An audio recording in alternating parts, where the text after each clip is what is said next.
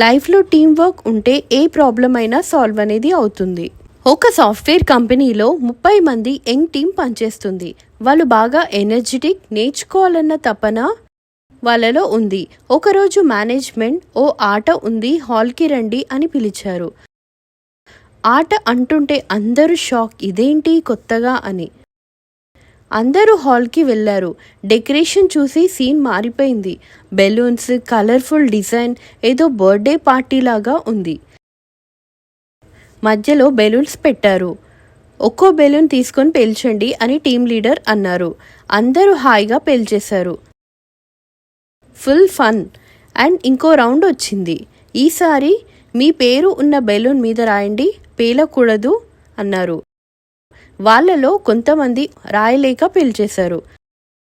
మళ్ళీ ఇంకొక ఛాన్స్ ఇచ్చారు, కానీ రెండోసారి ఫెయిల్ అయితే అవుటే. ఇంకా మిగతా 25 మంది నెక్స్ట్ లెవెల్కి ఎలిజిబుల్ అయ్యారు.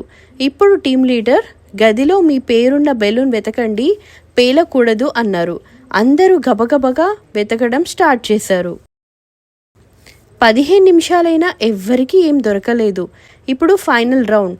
ఏ బెలూన్ అయినా తీసుకోండి, అందులో పేరున్న వ్యక్తికి ఇవ్వండి. అందరూ సహాయంగా ఇవ్వడం స్టార్ట్ చేశారు.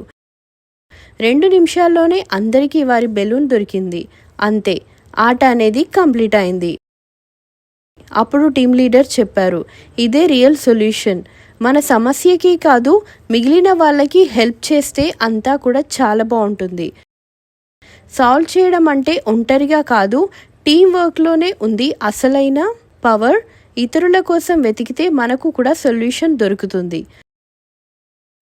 నీతి: లైఫ్లో టీం వర్క్ ఉంటే ఏ ప్రాబ్లం అయినా సాల్వ్ అనేది అవుతుంది.